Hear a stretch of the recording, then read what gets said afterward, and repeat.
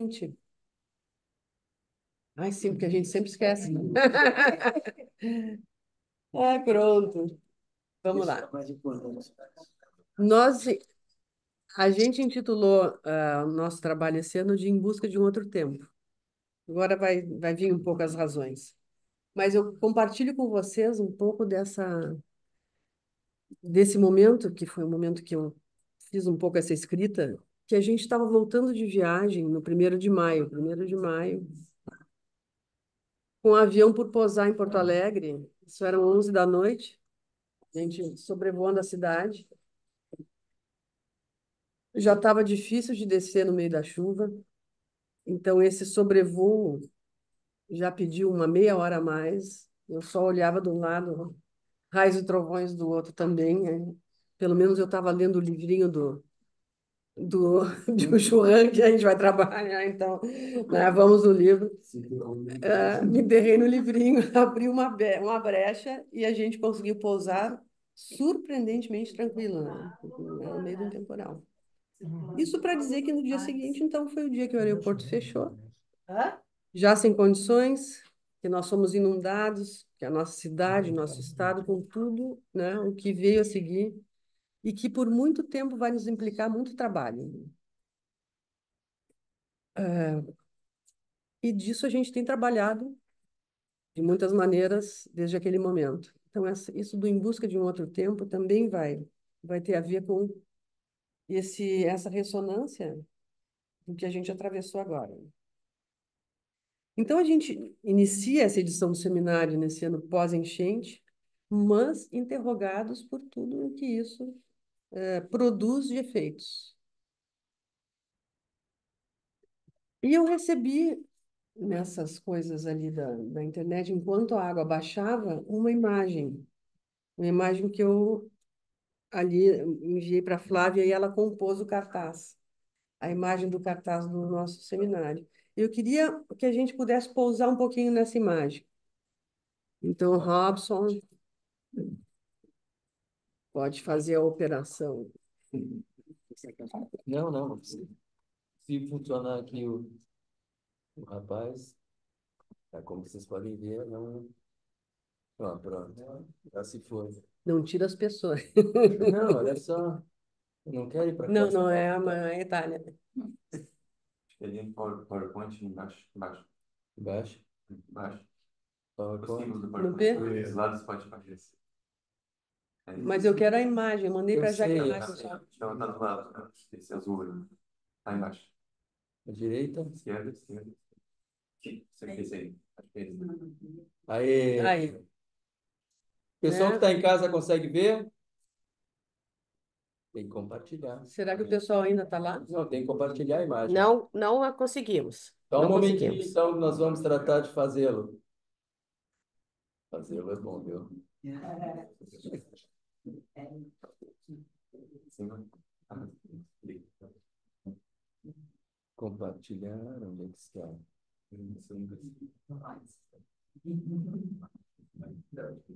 Compartilhar, tá lá. Yes. Compartilhar. Ó, não quero opções, eu quero só compartilhar. Vamos ver se agora vai começar. Conseguiram? Sim. Ah, ótimo. Tá bem, então? Pode comentar. Né? Eu achei importante trazer porque é uma imagem, ela é linda e ao mesmo tempo trágica, né? A gente observar um pouco, pousar um pouco, olhar nela, né? A rua que desce no centro, a ladeira, a água cobrindo já a extensão até o galpão do cais, né? A gente vê ali toda a cobertura da água, né? Os prédios a gente não vê bem, mas certamente já deve ter água adentrada, né? Não fica muito claro se tem água por dentro, se está só na calçada. Mas a gente não enxerga a calçada, já ali tem essa fusão, né, de coisas. As pessoas na parte de cima da rua, de costas para o fotógrafo, voltadas para a água, a gente tem a impressão, né? Como se, de alguma forma, fosse um momento de estar pausado, olhando aquilo. parece uma pausa no tempo, né? Ela tem uma coisa, vamos dizer, de certa serenidade, né? Também chama atenção ali, né, os carros de hoje e de outro tempo, porque na primeira mão tem um Fuquinha, né? Tem um Fuquinha em primeiro plano. E por trás esse espetáculo dourado do sol no rio e refletindo na Rua Lagada. Isso é impressionante nessa imagem. É um céu dourado. Aqui na tela não está tão bem, mas no celular a gente vê que tem esse dourado, assim, né? Com a imagem um pouco mais nítida. E refletindo na rua. Então é aquele céu e aquela rua, né? A beleza desse dourado laranja que vai cobrindo a extensão, a serenidade dessa água na rua refletida e o caos da invasão. Isso é muito, um contraste muito forte. Tem uma mudança na água também, que descansa na rua. Tem uma água descansada, mas se a gente olha pouco mais adiante, tem outra textura. A água lá perto do galpão tem uma perturbação, tem uma inquietude, né? Vocês veem, tem uma água serena e depois lá tem algo movente. Parece crespo. Então, eu quis trazer a imagem, acho que agora até pode retirar, Ok. mas tem algo nessa imagem que causa um efeito forte. É, muitas pessoas comentaram comigo a imagem. Ou colegas, ou no movimento lá no consultório, diz, que imagem é essa foto? Ela chama atenção. Ela tem uma combinatória rara no caos e do belo. E tem algo caloroso também pela cor e pelos reflexos, né? Essa cor quente, que de alguma forma pode também apontar para um novo dia, né? Um pouco leitura já, mas tem algo de um pôr do sol, né? Esse resplandecente que também anuncia algo. No tempo da enchente, fora os trabalhos, enfim, que cada um tiveram implicados, teve um momento que a gente sentiu necessidade de ver a água, porque nós moramos e atendemos num bairro fora, distante da água. E a gente tinha planejado a mesa da Poa na Feira do Livro, vai ser isso, vai ser uma mesa junto com o Rafael, que escreveu, né, o livro da Enchente de 41. Então a Lucio, né, a Lucio, o Rafael e eu vamos estar nessa mesa. E a gente pensou, né, eu e a Lucy, a gente precisa ver essa água de perto, porque é diferente trabalhar com as pessoas, ou mesmo, mas tá olhando a água pela TV. E a gente fez uma excursão, né? Num sábado, para poder se aproximar mesmo. Fomos, né, para os bairros e, de alguma forma, olhar, ver aquela medição. Aqui, olha onde é que chegou, tem marca, não tem marca, né? E, então, isso também compondo, de alguma maneira, esse trânsito que passa pela imagem e pela que nos aconteceu, né? E eu pensei em voltar à leitura que me ocupava e que me acompanhava no temporal, então, lá no avião. E que de alguma maneira levantou um ponto que me pareceu valioso de registrar e deixar trabalhar. Depois compartilhei também com o Robson e com o Enéas, e a gente achou que isso podia compor um momento, então, dessa retomada do escuro, que precisava levar em conta também a enchente. Veio a leitura e me lembrei como foi valioso para nós quando a gente atravessou a pandemia, que nós lemos A Peste. De alguma forma, também trazer essa leitura que faz uma ressonância, uma liga com isso que está nos atravessando. Então, o tempo da peste foi, para mim, um dos mais fortes do seminário, porque era literatura, mas era com diálogo com o que estava nos acontecendo. Então, agora com a enchente, uma das primeiras iniciativas entre nós, aqui na POA, foi a de nos reunirmos em torno do que a gente chamou as palavras abrigo. A questão do tempo se impunha, só se falava disso o tempo todo, na literalidade, né? Vai chover, não vai chover, encheu, baixou. Mas eu vinha dessa leitura ali da semana anterior e tem uma expressão que me capturou, não no dia da leitura, mas depois da invasão das águas. quando a gente justamente teve a proposição de falar entre os colegas do que vinha acontecendo então com a enchente. E aqui eu faço então eu vou destacar um texto, um trecho que é desse livro do Byung-Chul Han, que é um professor, né, de filosofia na Universidade de Berlim, tem produzido uma porção de questões bem pertinentes. Ele às vezes se entusiasma, né, mas ele é muito taxativo, né? Mas ele levanta coisas muito finas com relação ao estudo do nosso tempo. E esse livro é Favor Fechar os Olhos, em busca de um outro tempo. Destaco da leitura porque é sobre o tempo, a temporalidade no contemporâneo. O que se cruzou com a leitura do Byung-Chul Han com a questão da enchente, então, naquele momento? Eu cito ele. Ele está trabalhando sobre o tempo, sobre a aceleração, sobre o tempo na contemporaneidade, e ele diz: portanto, a aceleração é a expressão de um rompimento de barragem temporal. Rompimento de barragem. Não existem mais barragens que ordenem, articulem ou cadenciem o fluxo do tempo, que pudessem deter e refrear o tempo, dando-lhe uma escora, ou seja, tanto um apoio quanto uma parada. Interessante essa noção de escora, né? Um apoio, mas também uma parada. Claro que a importância, né, das barragens naquele contexto capturava total o ouvido, né? Barragem da escora que ao mesmo tempo pudesse apoiar, quanto sustentar um fluxo que de outra forma, sem intervalo, pode nos levar de roldão.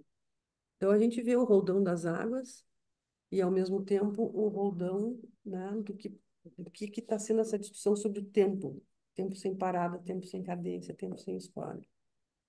Depois a gente andou pela serra, né, e tu vê nas estradas, né, a coisa do que veio de roldão, que baixou de roldão, e tu tem a sensação da força também que isso está marcando, né, a cidade, a estrada, tudo. Deter e refrear.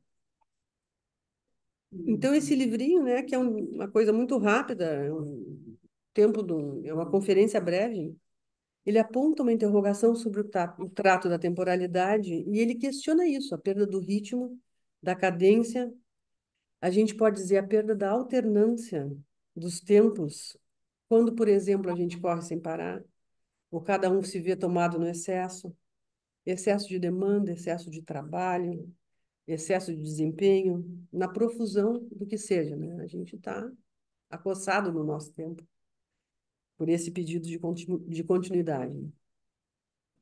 Quando o tempo se vê desprovido do ritmo, estou seguindo um pouco a leitura dele, quando só tem precipitação no aberto e no vazio, ele diz, não raro o efeito depressivo pode rondar, cobrando um preço.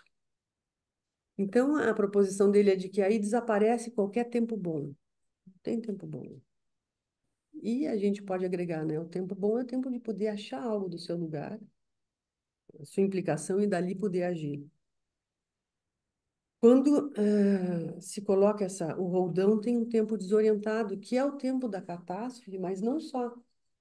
Pode ser um tempo do nosso cotidiano. Se a gente lê o Agamben no Infância e História, e que ele diz, né? Um dia do sujeito é povoado de vivências do início ao fim, mas é diferente pensar se isso constitui ou não uma experiência. Ele chama atenção para um efeito depressivo, mas a gente também pode pensar num efeito das adições, das compulsões, que também são efeitos de falta de escora, né? De enlace, aqui já no nosso campo. Pulsão desenlaçada do desejo, roldão, e algo que por não conseguiu desenlace faz contínuos aditivos. Fechar os olhos, então, aqui é uma metáfora do intervalar, do interromper, do barrar.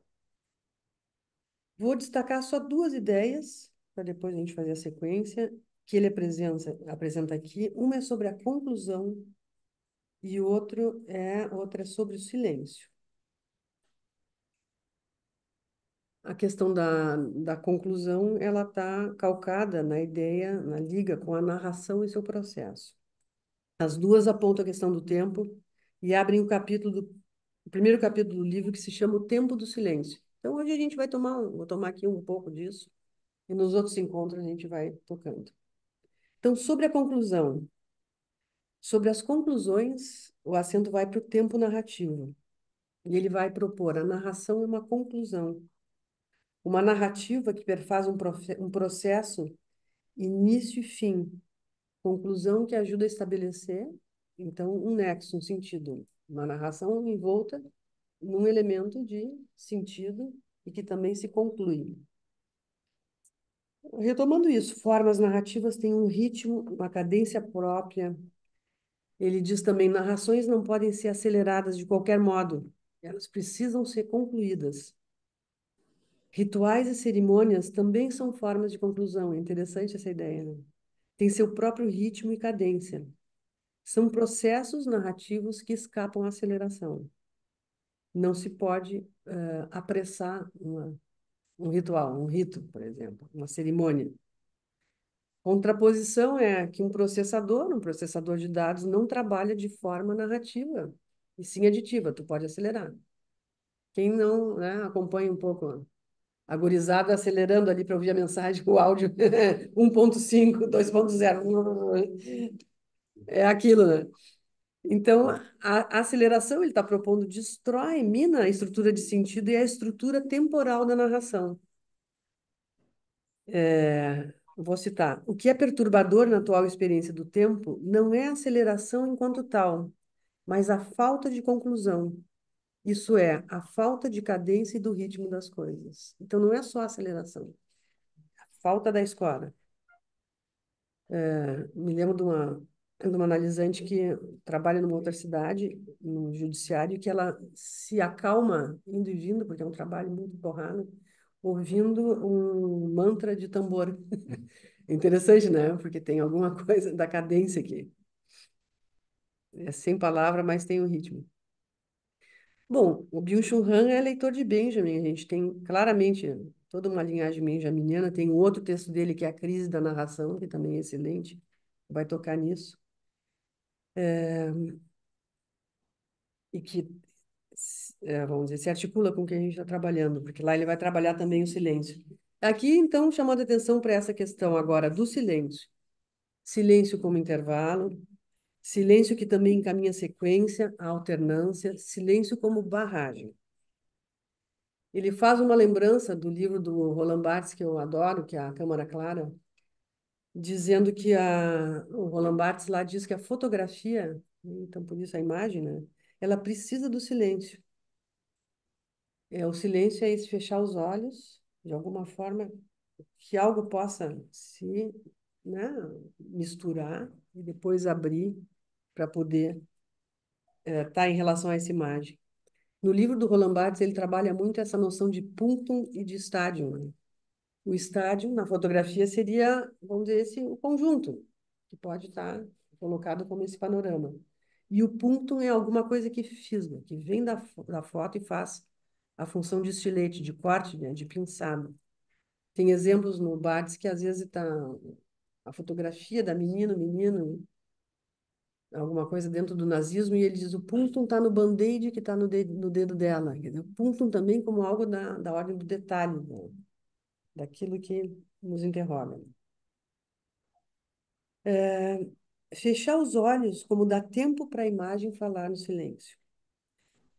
Tempo para compor com algo nosso. A gente pode lembrar aqui o Didi Uberman, aquele belíssimo livro que é A Imagem Queima, onde ele diz, e aqui eu já estou indo para o fecho, saber olhar uma imagem seria, de certo modo, saber onde ela queima, pelo real que ela toca, pelo desejo que ela movimenta, pela intenção que esteve na sua constituição, ou mesmo pela urgência que ela faz pulsar. Essa relação com esse olhar, mas poder também fazer a parada. Vocês lembram do Essayedir, Essayevoir, do Didi Uberman? Que também foi outro texto que a gente trabalhou, que é estar diante de algo e deixar isso, ter um tempo para que isso possa bagunçar a nossa linguagem, para que aí se organize outra coisa, para que venha algo novo. na linguagem, mas que não é só um remanejamento do que já estava, né?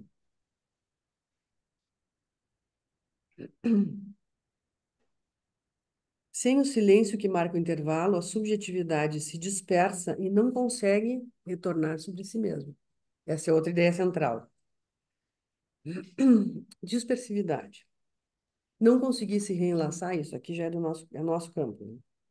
E quando algo não se reenlaça, o movimento fica num fluxo contínuo e a dispersão é um efeito importante. Não acontece a possibilidade da gente retomar para poder se implicar. Sem esse reenlace, que para nós é reenlace, no nosso campo, e ele chama de retorno, não se pode concluir. Então, essa é a linha de pensamento. Sem o reenlace, não consegue fazer a barragem. Então, aí que vem esses efeitos depressivos, ou, lembrando, né, aditivos. E ele propõe isso como um mal do nosso tempo. Não propriamente a aceleração, mas a dispersão. E a gente tem um pouco essa noção. Vai abrindo janelas, todas elas são fascinantes, interessantes, mas a gente corre o risco de ficar disperso, né, num campo de extrema abertura. Me lembra isso um conceito que a gente trabalha também na literatura, que é o Mizanabim, que é uma imagem dentro de uma imagem dentro de uma imagem, ou um conto dentro de um conto dentro de um conto, é aquela expressão da caída no abismo em espelho, porque é algo que vai se reproduzindo, mas é um buraco, né? Então, a questão do intervalar tem a ver também com retomar, com reconstruir, com, de alguma forma, essa coisa importante que é o ter para onde voltar, né? Quando acontecem essas situações, que tem a ver com retornar, com enlaçar e com lugar para onde voltar, que não é necessariamente a casa, vamos dizer, para quem perdeu, mas tem algum lugar que vai se relaçar como ponto de voltar para poder fazer a sequência, que vai precisar do externo, mas que também é do interno. Então, aqui, primeiras palavras, para a gente começar, vou passar para o Robson, fazemos nossa sequência.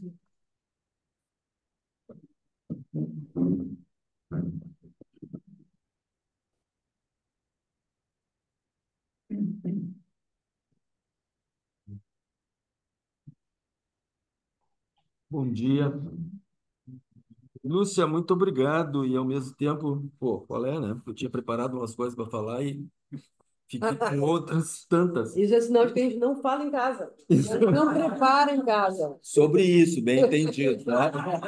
Não é um silêncio completo, né? E, então, muitas coisas que você falou, mas eu queria começar também com uma certa, compartilhar com vocês uma certa memória pessoal e fazendo aquilo que eu chamaria de uma certa epígrafe musical, tá? Para o nosso encontro de agora.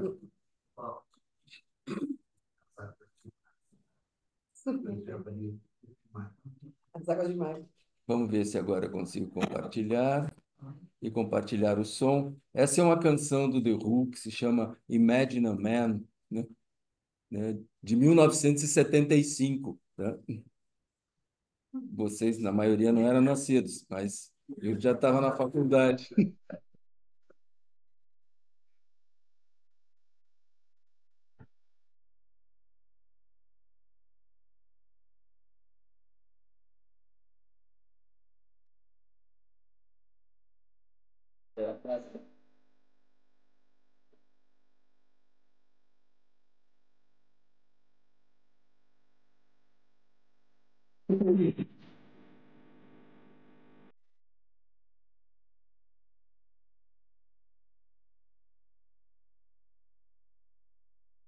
Que é entrado. Ah, daqui a pouco já vai saber. Já vou explicar para você e para os outros amigos que estão nos escutando também. Então, essa lembrança foi porque isso é um disco do Who de 1975 chamado Who by Numbers, né? O Who em números, né? Que obviamente me fez associar com Peter Greenaway, com, né? Drowning by Numbers, né? afogado em números, mas os números que me interessam não são exatamente, né, os números do algoritmo, mas essa passagem do tempo. Por quê? Vou compartilhar uma outra coisa com vocês. Deixa eu ver se-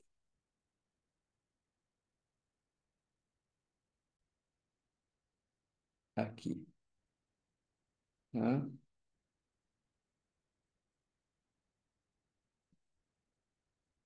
Por quê?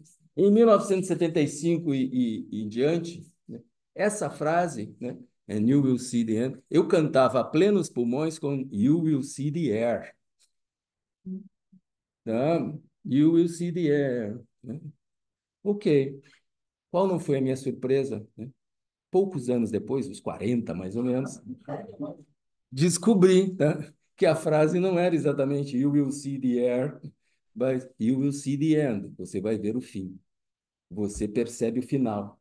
Então, nesse deslocamento de tempo e espaço e lugar, é óbvio que a gente se modifica, né, e pode encarar, então, né, the end, né, ou o fim, a separação e a perda de uma série de coisas, né? Então, essa, né, aí a explicação do Who by Numbers, né, como, e que uma pessoa amiga teve a gentileza de me dizer, não, mas, afinal de contas, se a gente começar a associar, the air e the end não estão tão distantes assim. Muito obrigado. Né?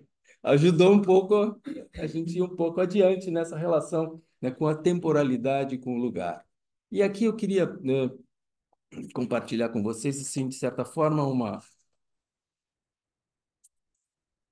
nessa retomada, né,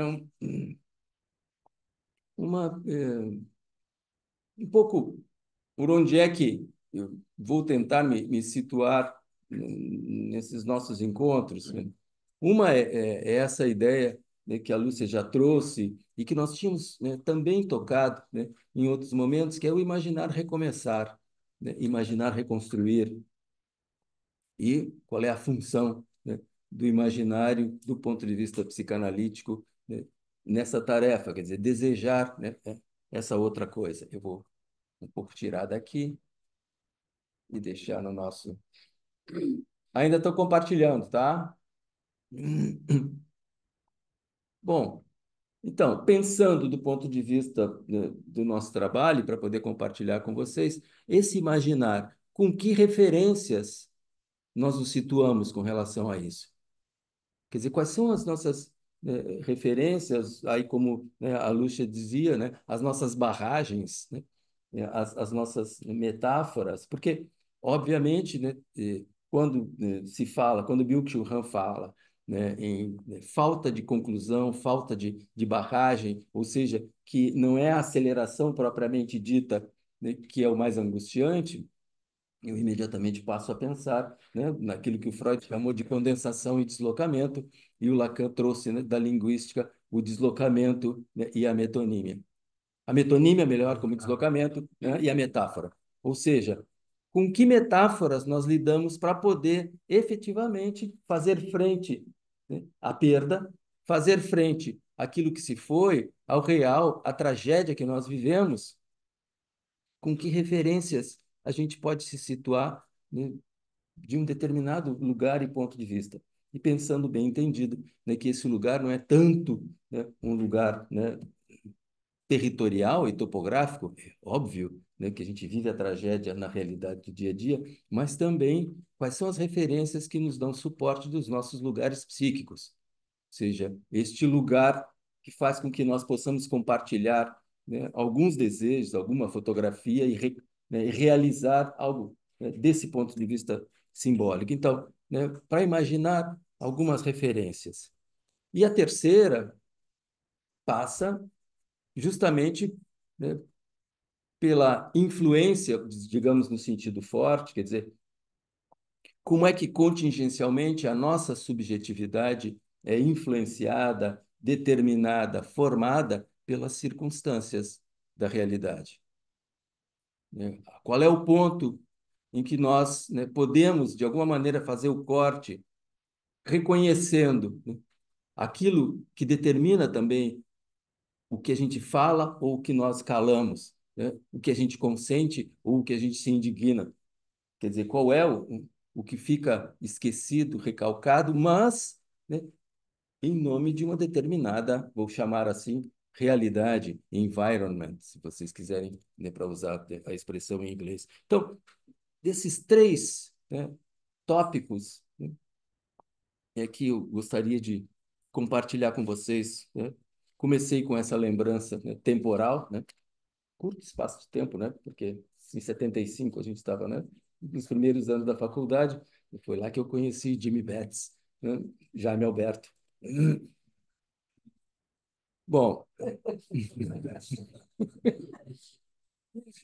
se vocês não conhecem, esse é o Jaime Alberto.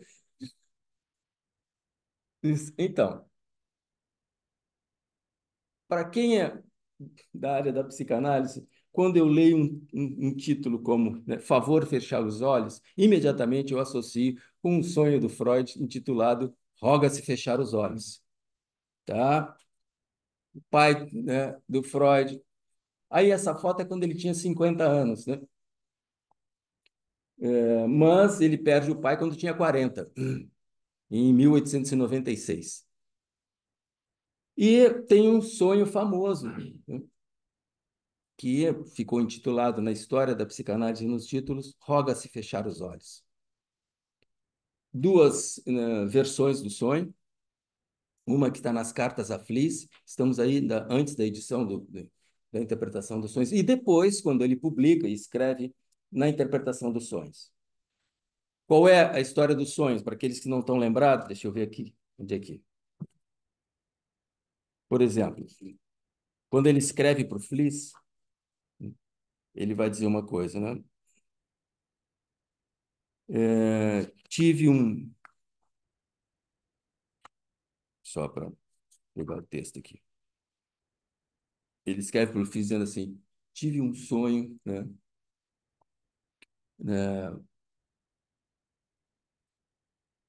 Na noite posterior ao enterro do meu pai, que eu queria relatar para ti. Né? Para ti é ótimo, mas não é nele. Eu me encontrava num local público e li um aviso que havia lá. Pede-se que você feche os olhos. Imediatamente reconheci o local como sendo o salão de barbearia a que eu vou diariamente. No dia do sepultamento, tive que me demorar ali esperando a minha vez. E por isso cheguei à casa funerária um tanto atrasado. Ou seja, ele chega atrasado no enterro do pai, no velório. Né?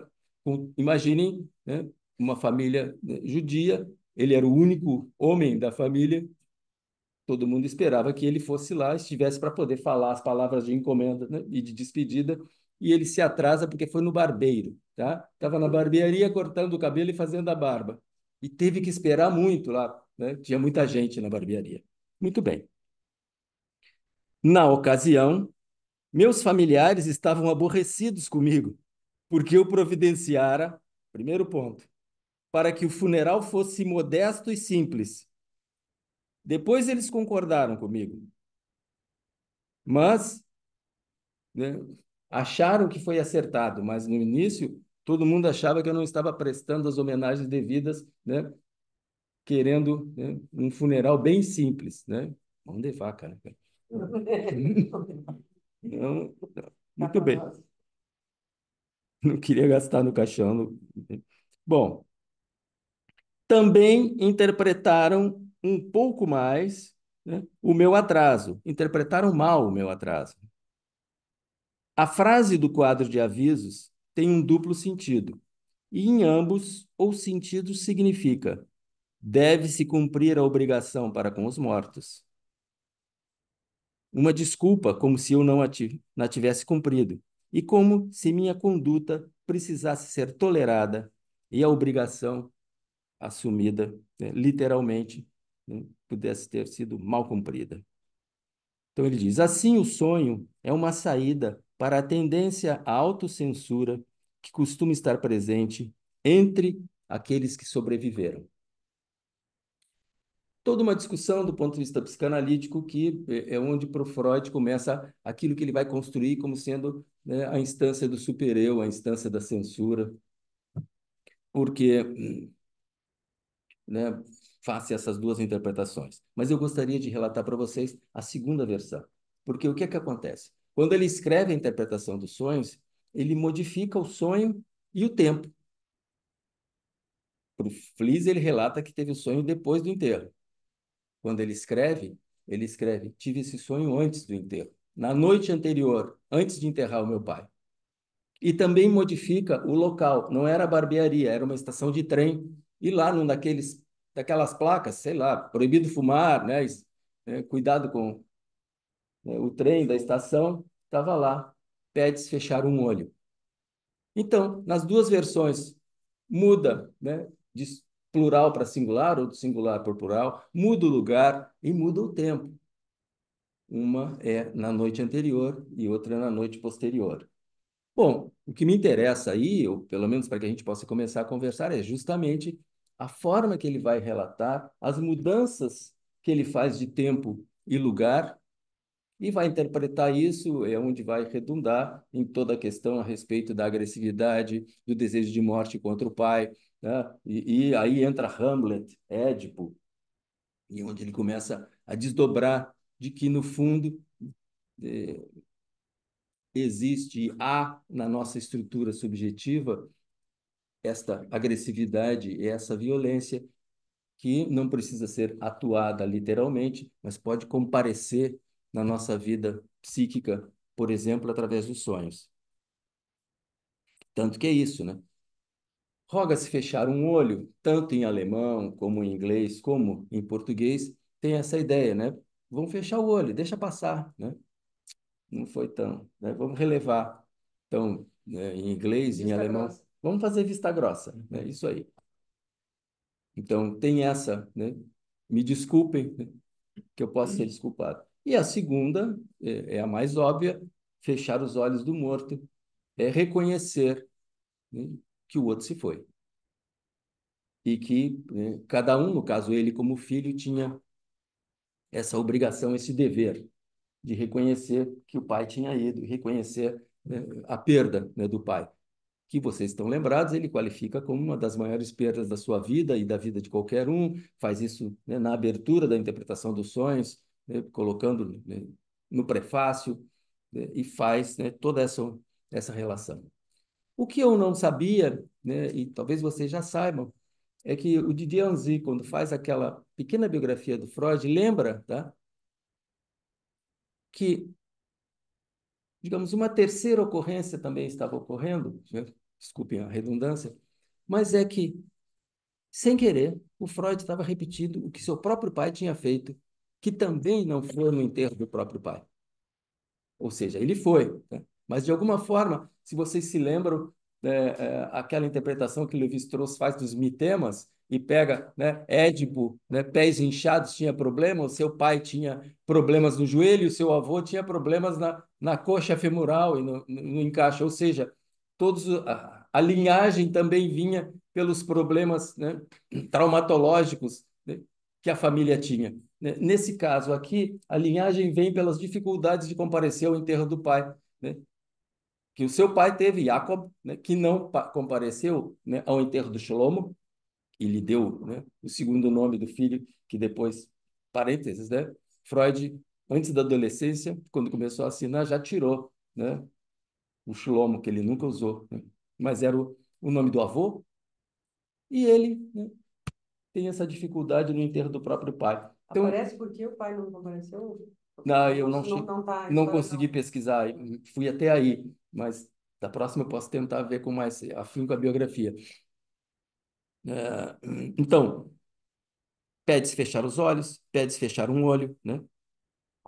Mas, de qualquer maneira, o que nos interessa são essas diferentes e fragmentárias formas de nós podermos nos situar ao longo do tempo, né? E com, né, o lugar e também a nossa possibilidade de nos situarmos. Por isso que eu fiz questão de frisar essa ideia de lugar mais topológico do que topográfico. porque isso vai nos interessar no seguinte sentido. E aí eu já avanço para terminar o que hoje, né, gostaria de compartilhar com vocês, que é o seguinte.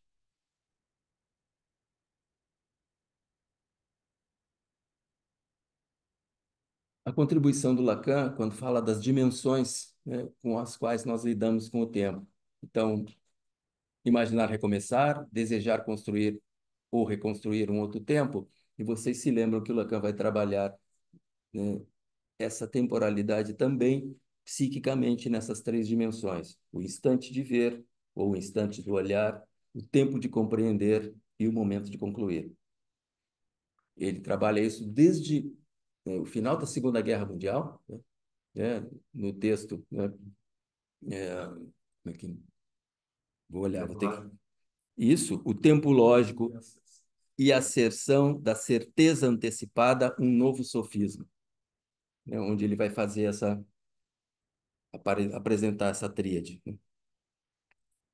E também, mais tarde, é um dos poucos momentos em que o Lacan se refere explicitamente à questão temporal, ao tempo, mas bem entendido que para nós, né, o tempo, né, é cronológico e ao mesmo tempo psíquico, simultaneamente, né? Kairos e Cronos. Há um seminário, muitos anos depois, você vê, 45 ele está formulando isso, toda a história dos três prisioneiros, que é bem conhecido para quem já se enfronhou por isso, né? E é ali que aparece, né, essas três dimensões do tempo. Também mais tarde, bem mais tarde, lá para o final dos anos 70, ele vai trabalhar isso num seminário chamado A Topologia e o Tempo. E aí vai dizer o seguinte, e com isso eu, né, vou parar de compartilhar aqui. Entre outras coisas que eu achei bem interessante, porque aí nós voltamos, né, a algo que está colocado aqui, né?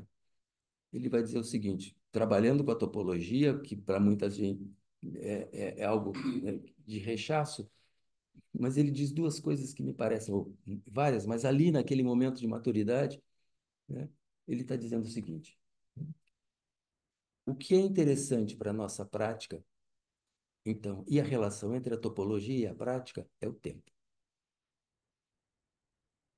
dentro dessas dimensões que ele está colocando. É isso que a gente tem que ter como referência, que ele vai colocar o tempo, não exatamente só o tempo cronológico. E a segunda, quer dizer, a topologia é importante para nós, para que a gente possa imaginar boas metáforas. E aí entra a função do imaginário, na sua relação com o simbólico e com o real, mas sem abrir mão disso. Só para fazer uma crítica a essa história de que o que vale é o último Lacan, né? O último Lacan, em 1978, 79, né, na série, quase no final da série dos seus seminários, vem colocar a topologia, o tempo e uma série de desenvolvimentos topológicos, mas a partir da seguinte base: isso serve para que a gente faça boas metáforas. Bom, tá aí meu voto de que a gente possa seguir, né, daqui por diante, explorando um pouco mais, né, essas boas metáforas que nós somos capazes de fazer. Obrigado por enquanto.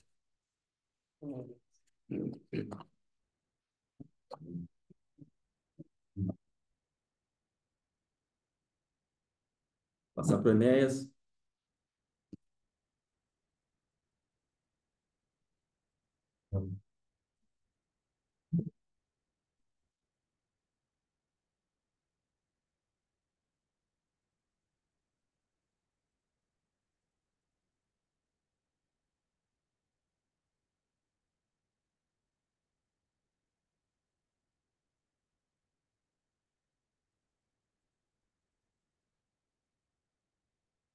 Bom, bom dia. Prazer em estar de novo aqui com todo mundo. E vamos começar a minha intervenção. Na verdade, esse trabalho do Byung-Chul Han, ele coloca quatro pontos importantes: o tempo do silêncio, um bom tempo, o tempo da festa e intempestivamente. Nós temos sempre feito um seminário aqui em cima de algum ponto, algum livro, ao artigo, etc., né? E, na verdade, o que nós fazemos não é uma exposição do seminário, às vezes a gente faz também, né? Mas a gente faz que nem um grupo de jazz. A gente pega uma nota e vai dançando em cima dessa nota, musicando essa nota, para dizer alguma coisa que a gente acha importante. Então, eu vou fazer aqui essa, esse lado do jazz também, como meus colegas já fizeram. E é, a ideia é que eu vou partir de uma ideia na verdade, do Borges, né? O Borges tem dois poemas sobre o Heráclito. E num dos poemas do Heráclito, ele diz assim: que trama é esta do será, do é e do foi? Que trama é esta do será, do é e do foi? Ou seja, ele está trabalhando sobre o tempo, né? E é essa questão do tempo que nos move aqui pelo menos nesse texto, e que move também as minhas ideias, né? E a Lúcia já falou sobre isso, um pouco o tempo da aceleração, um pouco o tempo da conclusão, etc., né? E, na verdade, é, a ideia de fechar os olhos parece que nos motivou todos, né? Nós três, né? Porque, de fato, é, o Kafka diz isso, né? As minhas histórias são uma maneira de fechar os olhos. Bom, aqui no fechar os olhos tem alguma coisa importante em relação ao tempo do silêncio e a um tempo da criação que se colocará depois, né? E no tempo do fechar os olhos, é engraçado, né? Porque a gente às vezes está lendo um livro e tal, etc. Aí vem um impacto de um texto e a gente, ao menos eu faço isso, né? Fico pensando assim, putz, o que seria isso? Não só levanto os olhos, mas às vezes eu fecho os olhos também para tentar entender o que o cara está querendo dizer, além do que eu entendi. Então, essa ideia eu acho que é extremamente importante, é esse punctum que a Lúcia falou, do que vem do Roland Barthes, né? Então, eu tentei pegar aquele tópico, por exemplo, o tempo do silêncio, e tentar pensar um pouco diferente do que está escrito ali. O tempo do silêncio, né? Ele vai nos colocar, porque a questão que o Byung coloca, né? Um dos temas que ele coloca é a busca de revolução do tempo. Ele pensa o tempo para fazer uma revolução do tempo, né? E a busca de um outro tempo. Nós aqui sofremos alguns impactos da enchente e também estamos à procura de um outro tempo, né? E como fazer essa revolução do tempo? No caso daquilo que importa, né? Eu queria colocar o seguinte, né? Eu queria colocar que o tempo do silêncio ele surge a partir de algum impacto que nós temos na existência, algum impacto que nós temos na vida, algum impacto que nos afeta, né? E, nesse sentido, quer dizer, a busca de compreender o que está acontecendo, a busca de criar um novo tempo, a busca de fazer uma revolução no tempo, vem nesse tempo do silêncio, né? Então, nesse tempo do silêncio, né, o que se faz? É uma reorganização, usando uma expressão do Nietzsche, né, das forças ativas, né? Ou, no caso do Freud, por exemplo, né, as pulsões criativas. Nós vamos buscar lá e poder criar novas realidades, novas dimensões, novas expectativas, novas perspectivas. E aí, então, o que interessa, a meu ver, é exatamente a busca desse tempo, que ele só começa a existir a partir de um certo tempo de fratura. Quer dizer, a enchente nos deu uma fratura.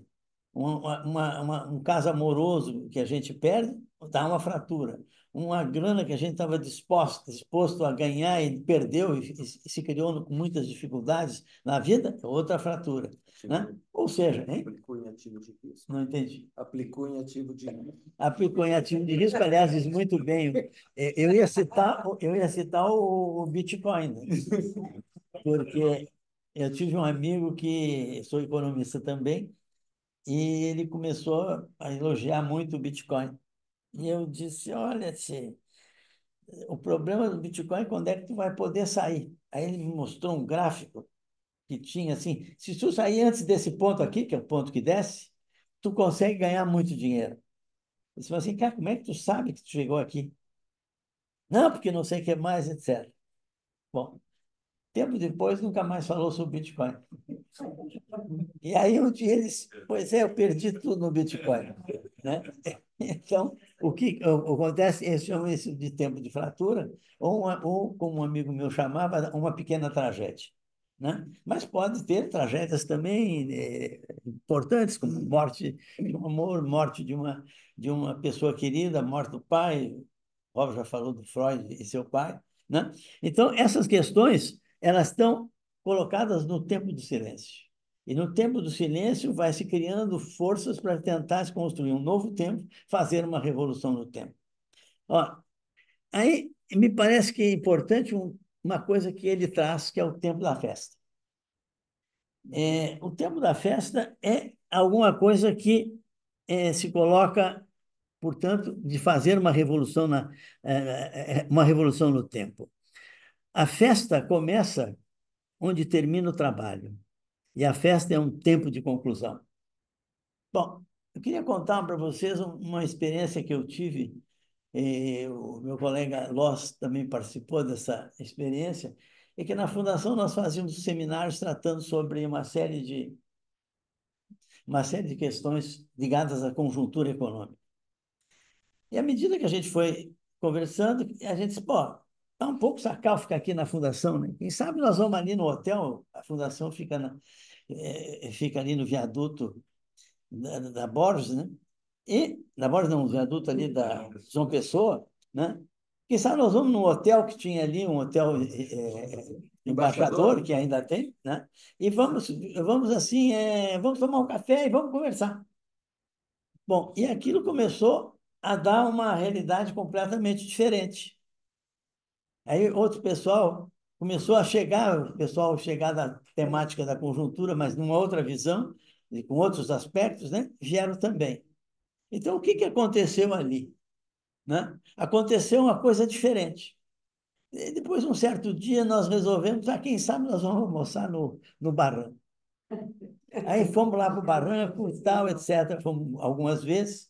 E numa das vezes lá, nós chegamos mais ou menos 11, 11h30 e saímos de lá às 6h30, 7h.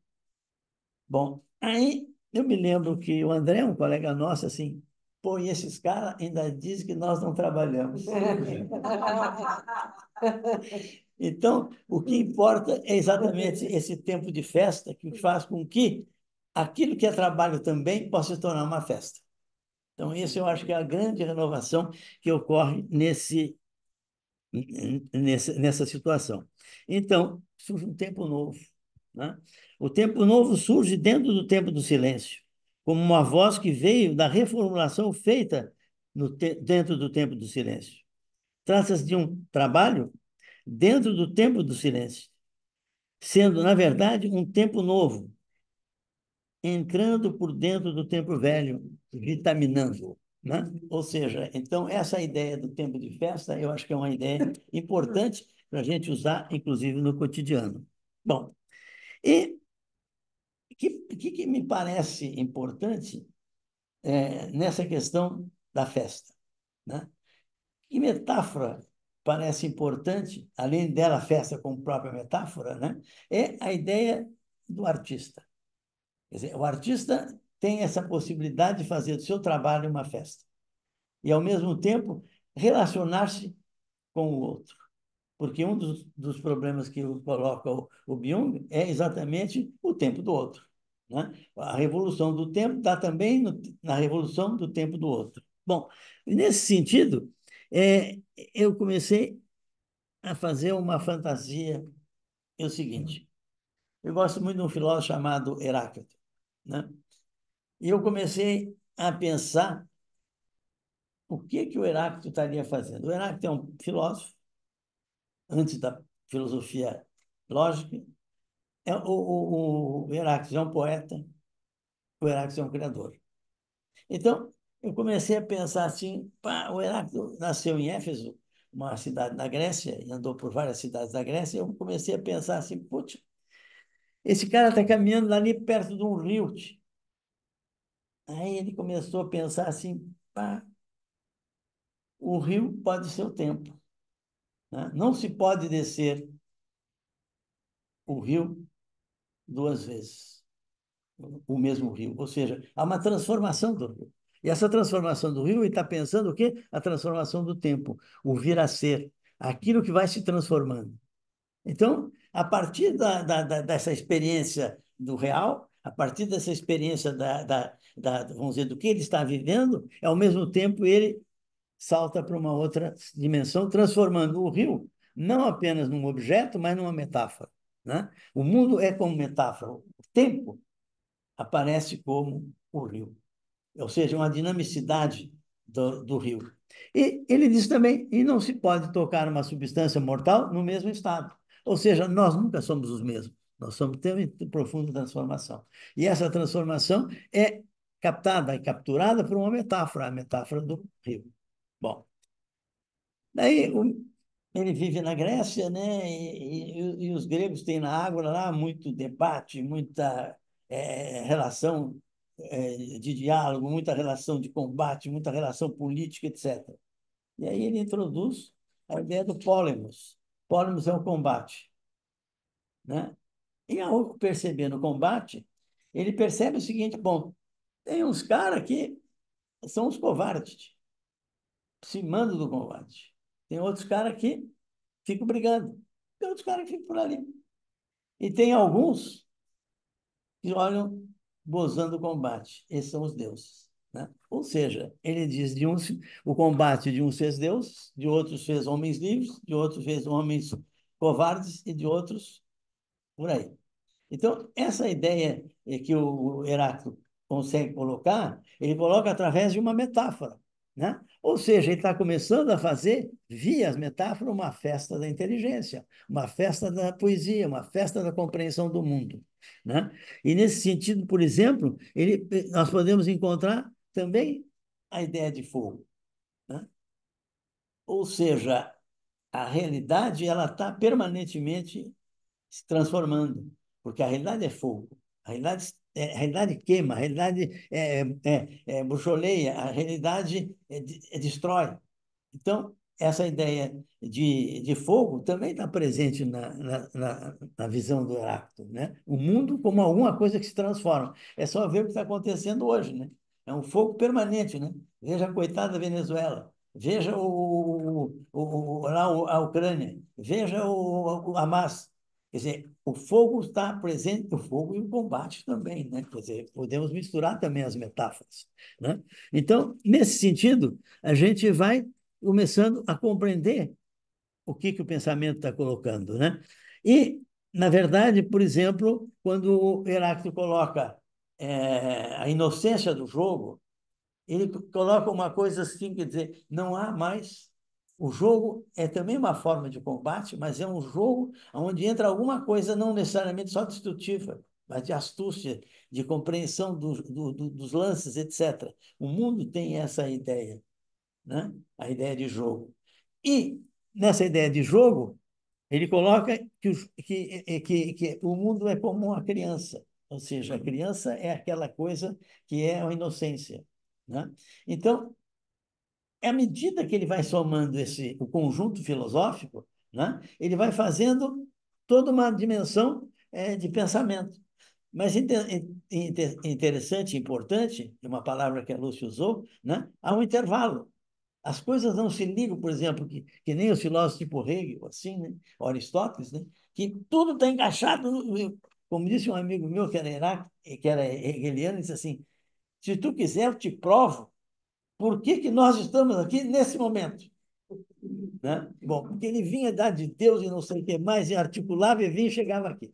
Bom, então, vejam a diferença, né? Então, nesse sentido, a questão do Heráclito é importante, porque tem um intervalo, tem um aforisma, esse aforisma é um momento de conclusão, né? Ou seja, ele transforma aquilo que ele está criando, aquilo que ele está produzindo, aquele tempo que teve silêncio para expressar, alguma coisa que cria um tempo novo, um tempo de possibilidade de renovação, seja do pensamento, seja da ação, etc. Né? Então, o artista ele faz da obra uma festa, né? Por quê? Porque, veja, e eu poderia dizer, trabalhando aqui, dizendo que o que nós estamos ouvindo, vendo em Heráclito, é a festa das metáforas, né? As metáforas estão completamente vibrando de energia, de luz, de sentido, porque uma das coisas importantes que fala o Jung é a necessidade de que a conclusão permite o sentido. Ou seja, eu trabalho com o início e o fim me permite o nexo que eu tenho desse início. Então, o aforismo, por isso que eu trouxe o Heráclito como personagem, né? Ele está caminhando pelas ruas, pelas cidades, pelos lugares da Grécia e vai emitindo esses aforismos. E esses aforismos são conclusões que ele vai obtendo no longo do desenvolvimento no seu processo, né? Então, ele faz um desenvolvimento da obra, ele faz o desenvolvimento de si, e ele faz o desenvolvimento do outro. Do outro quem? O leitor, o que escuta, né? Então, a obra é importante, a metáfora do artista é importante, e por isso que eu citei o artista em relação à festa e a festa em relação ao trabalho, né? Que é esse momento em que ele faz transformar também o outro que está ali do lado, né? O que que uma obra faz? Uma obra faz o apelo para que o leitor percorra, num certo sentido, o mesmo caminho que o artista é, é, cumpriu. Ou seja, eu tenho que entender por que que ele fez aquilo, por que que ele usou aquela metáfora, por que que ele usou aquela palavra, por que que ele fez aquela situação, etc. Então, na tentativa de trazer o personagem Heráclito, mostrar como esse personagem constrói a sua concepção, como ele passa para os outros e, ao mesmo tempo, como é que ele não chega ao absolutismo, mas chega à possibilidade de conclusão e à possibilidade de transformar o outro buscando com que o outro crie a sua dimensão própria, né? Então, o que traz nessa situação, né, é que o artista, nessa festa, ele conecta com o tempo do outro, né? E tenta fazer nessa relação um tempo outro, né? Seja pela sua obra, seja porque ele faz com que o leitor fique preocupado, seja questionado, etc. E mesmo aqueles autores que colocam, transferem para o leitor a interrogação, é o mesmo sentido, né? Por exemplo, pega um personagem como Brecht que busca provocar que a pessoa tenha um pensamento próprio em relação a uma peça, a um artigo, etc.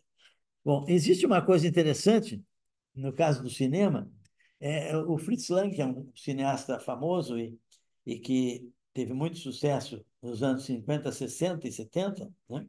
O Fritz Lang dizia o seguinte: crítico não interessa, não importa, são chatos, não vem. Mas ele disse, pois mas eu mudei um pouco de opinião. Por quê? Porque uma vez eu estava discutindo com o crítico e o crítico disse para mim assim, olha, naquela cena tem tal situação, aquele objeto significa isso, não sei o que mais, e provoca no personagem aquela outra coisa. E o Fritz Lang disse, para, nada disso, tem nada que ver isso com o que eu fiz. E vai para casa, dorme, e no outro dia ele se levanta e diz, mas o cara tinha razão. Né? Quer dizer, ou seja, a crítica, né, ela pode provocar exatamente alguma coisa de reversão no outro. Né? E então, há uma comunidade, e é isso que eu acho que é extraordinário na obra de arte, que é, quando o artista faz alguma coisa, provoca no outro algumas coisas e há uma reversão também, ou seja, a arte é uma dádiva ao outro, né? E veja o seguinte, como é diferente entre a publicidade e a arte. Se vocês pensarem, por exemplo, o Goebbels, né, fazia várias maneiras de conseguir fazer com que o Hitler tivesse um resultado propagandístico fantástico, né? Anos depois, eu trabalhei em publicidade também, né? E todo o objetivo era fazer com que cada um de nós comprasse aquilo que eu estava dizendo, o que a publicidade dizia, né? Então, aí eu li um livro um livro americano que dizia o seguinte, que para saber como é que os caras se comportavam, para fazer com que o cara fosse lá comprar o objeto que eu queria vender, os caras botavam uma câmera vamos dizer, nas prateleiras, por exemplo, no supermercado, por exemplo, né? Vendo qual é a reação das pessoas, satisfação, de gozo, de rejeição, enfim, todas essas situações.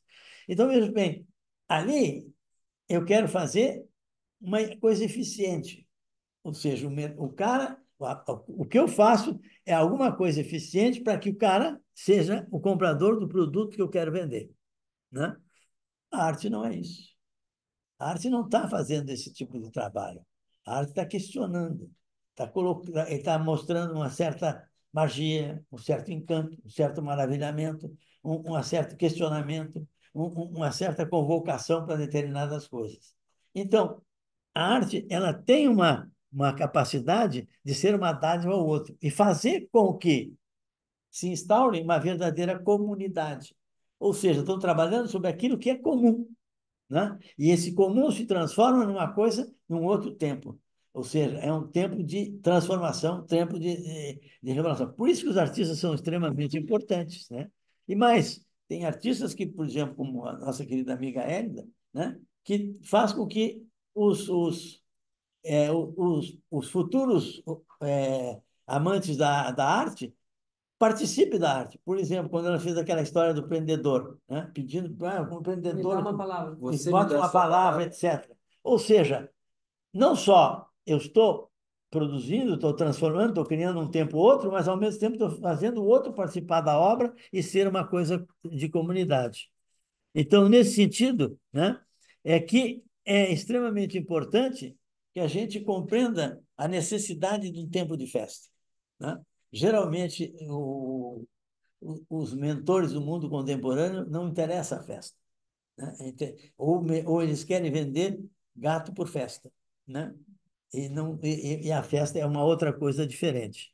Então, nesse sentido, né, é, o retorno a si, a partir do outro, é inteiramente distinto de uma apropriação violenta do outro. É isso que eu estava dizendo. A apropriação pela publicidade do outro é uma apropriação absolutamente violenta, né? O retorno a si não é uma apropriação, mas uma dádiva do outro.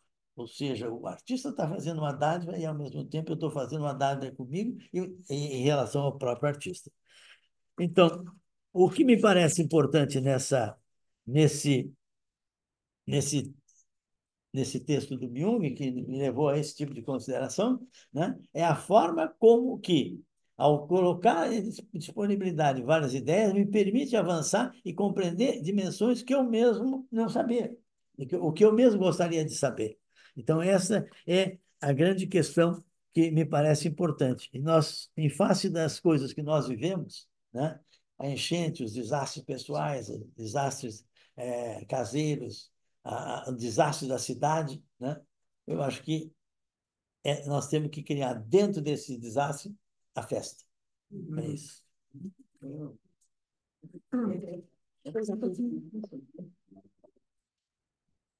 Tem a ver com o que o Calvino dizia, né?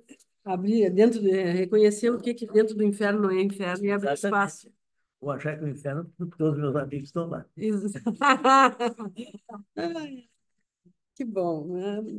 Bem importante isso que vocês disseram. Vamos circular a palavra? Por favor, podem levantar a mão, a gente está acompanhando. na tela de preferência, mas já vi lá que Eduardo quer falar também, aqui. Aqui, peraí, eu vou fazer uma anotação aqui. Isso. O Loss, Rosinha aqui do a lado. Rosinha, o Nossa. Eduardo, Aqui também, Jaime e Paulo. Jaime e Paula, é isso? Jaime e Paula. Beleza. Nossa, Só uma coisinha. a gente tem um microfone para o pessoal da gravação. Desculpa, eu não estou ouvindo. Loz, vem aqui, porque Vem o aqui, pessoal lá Loz. de fora te ouvir. Botar uma cadeira aqui, sabe por quê? Porque Para que o pessoal que o está na pessoal possa ouvir. Isso, é. Eu queria dizer o seguinte sobre as reuniões que tínhamos na FEE. Eu sempre tinha uma visão seguinte.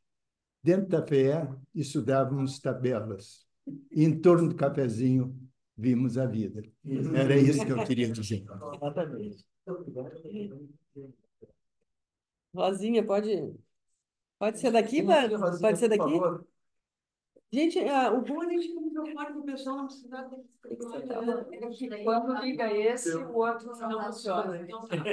Então, assim. Em primeiro lugar, eu queria agradecer a vocês essas belas intervenções. Eu comento com a Lúcia seguindo que durante a pandemia, digamos, eu me sentia digamos, nos escuros do nosso tempo, digamos, como transportada para o outro lado do rio. E achei muito interessante, digamos, muito interessante essa retomada a partir, digamos, da tragédia que a gente viu recentemente, também, digamos, que está acontecendo no mundo hoje. Mas eu tenho uma questão para o Enéas. Enéas, eu tenho visitado várias exposições de arte e são exposições, assim, muitas vezes herméticas, totalmente herméticas. E o ano passado eu tive a oportunidade de ter uma discussão, digamos assim, com um crítico e ao mesmo tempo artista, então questionando, digamos assim, algumas obras, que eu estava voltando de Nova York, voltando, digamos, exposições grandes, foi ano passado, e ele fez toda uma análise em relação, assim, digamos que, o que está acontecendo na arte contemporânea hoje? Essa arte, digamos, que a gente olha e fica um pouco estupefata diante dela. É que existe um sistema, o sistema da arte hoje, ou seja, que aquelas, digamos assim, várias daquelas manifestações, eu não falo, por exemplo, numa que eu vi um MoMA, que era um espaço como esse aqui, com balas azuis no chão, em que todos estavam convidados a comer uma, se fosse pegar a segunda, iam dizer, não, para. Mas isso tudo bem, isso ainda passa. Nós digamos outras, digamos, instalações, assim, com pedaços de corpos, com isso, com aquilo, e que, na realidade, digamos, quando é retomado, aquilo é uma crítica que o artista está fazendo, de repente, à curadoria. Então, digamos, são formas de expressão que, como ele colocou, e para mim faz sentido, se não se está dentro do sistema, se não se conhece as intrigas do sistema, se não se conhece os embates internos, não se é capaz, digamos, de entrar nesse processo de construção em relação à obra de arte. Então, eu queria, digamos assim, fizesse uma análise muito baseada na questão da arte, reconhecendo que a arte contemporânea tem, digamos assim, tem coisas, por exemplo, até estava comentando com a Lúcia da UAN, digamos, o Anselmo Kiefer, como eu chamo, o alemão, também é extraordinário, mas o alemão tem uma linguagem, digamos, que ela é aberta, ela é sensível para o público em geral. Agora, outras são totalmente herméticas, então, um pouco essa colocação. Se tu não estás dentro do sistema, se não conheces as intrigas do sistema, não conheces as rivalidades do sistema, não conheces os impasses do sistema, então, o que que faz disso? Faz da arte contemporânea, vários momentos, algo extremamente elitista e algo de costas para o público. Não está dentro, não entende. Então, eu queria te fazer essa provocação em relação a essa arte, em relação ao debate que nós estamos tendo hoje, e a possibilidade, digamos, de chegar a esse trabalho subjetivo, digamos, dessa reconstrução, da conclusão e da festa em alguma coisa que é absolutamente excludente para quem não está dentro. Essa é a questão. Peraí, Desculpe. temos uma lista aqui. Um por um. Eduardo, senão o pessoal não. Assim, sim. Deixa eu tomar nota. Oi, Dudu. Oi, tudo bom? Muito obrigado. Estou muito contente de estar aqui com vocês de novo.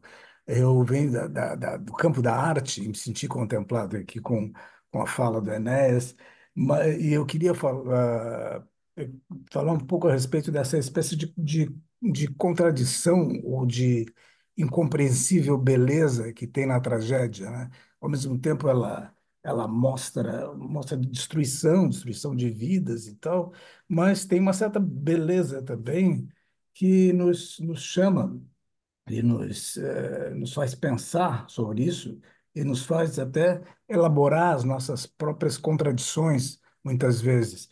Ah, o, o tópico da ruína, por exemplo, a enchente provocou uma ruína na cidade, provocou uma ruína quase que instantânea, né?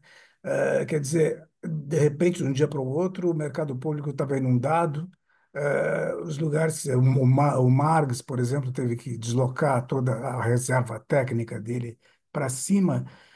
Foi uma ruína semelhante àquele tempo que até o Freud, se não me engano, falava, mas o Philippe de Bois fala de um tempo do congelamento, da instantaneidade, quer dizer, a água chega e toma conta de tudo, eh, e em oposição ao outro tempo, que seria o tempo de uma outra ruína, vamos dizer assim. A ruína de Pompeia é aquela ruína da instantaneidade, quer dizer, o Vesúvio veio e lavou tudo, congelou tudo. A ruína de Roma, que de Bois fala, nesse segundo tempo, seria o tempo da acumulação, da continuidade, do sobrecarregamento, da fragmentação.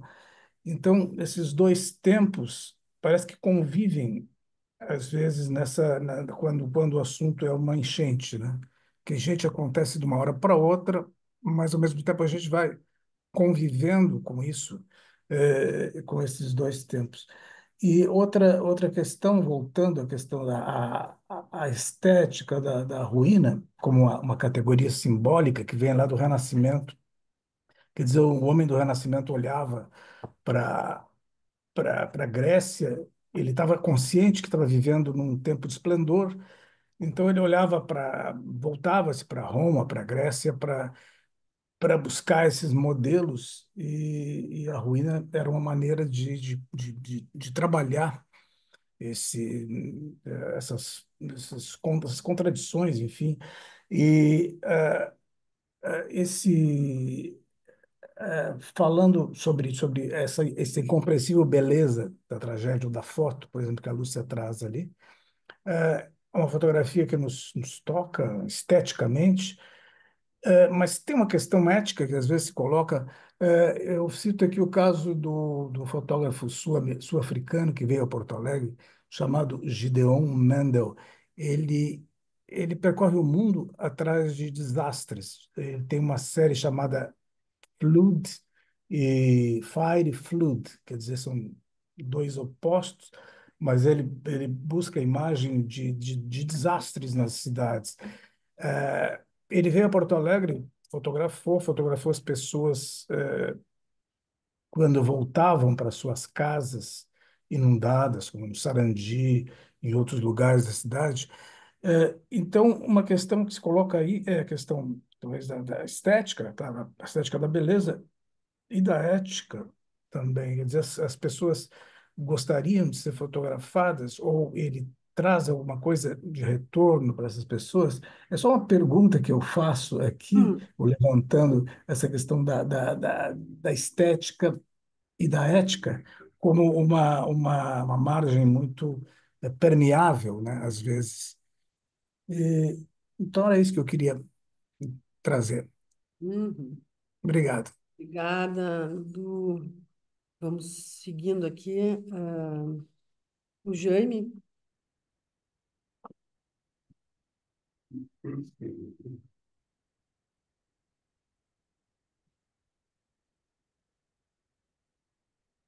Bom, em primeiro lugar, agradecer a retomada que vocês fazem no seminário do Escuro do Nosso Tempo, trazendo essas questões todas. E em busca de um outro tempo. Nesse encontro familiar que eu tive recentemente, eu conversava com um sobrinho que defendia a noção de que a inteligência artificial, na exploração da genética humana, vai permitir ao que os muito ricos tenham acesso a uma tecnologia que nos permita a vida eterna. O que me remeteu a uma história em quadrinhos que eu li na minha infância, das aventuras do tio Patinhas e seus sobrinhos, onde se defrontaram com uma figura que tinha encontrado a poção da vida eterna, e nessa aventura ele buscava desesperadamente o antídoto da vida eterna. Porque ele dizia, né, tantos já se foram meus guerreiros, minhas amadas, né, nada mais desse mundo me diz respeito.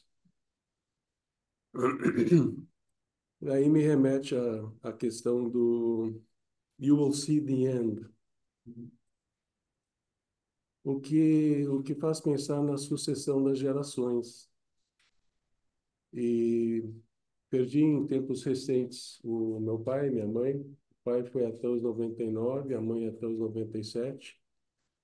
E uma das coisas que marcava muito era ouvir o meu pai dizendo de quando em quando, não queiram chegar nessa idade. O que me remetia a essa história em quadrinhos, assim, tipo, já foi o meu tempo. Estava bom, batalhei, mas deu para o meu tempo.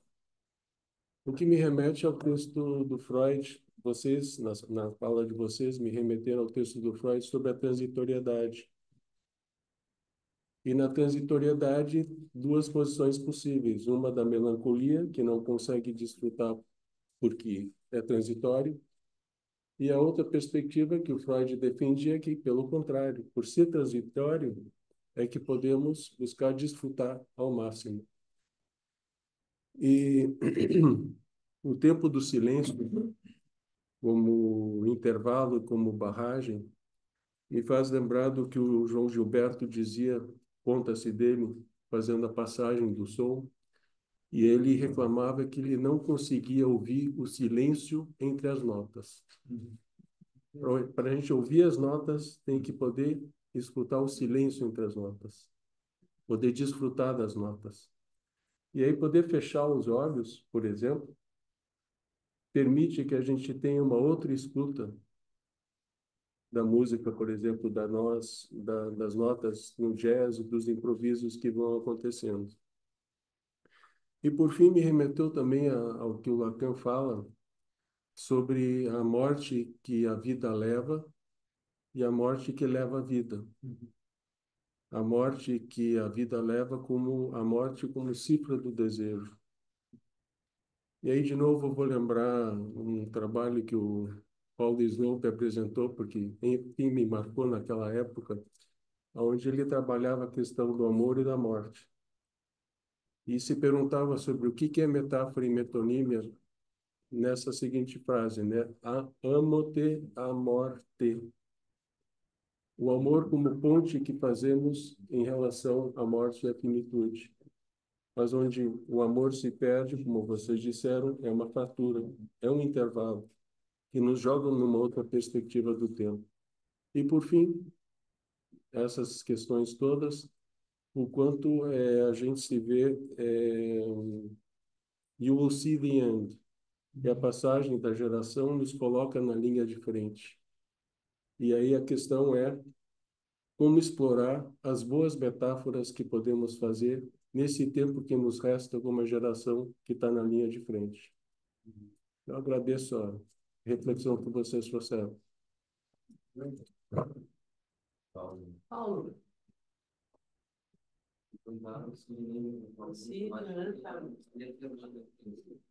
Deixa eu ver como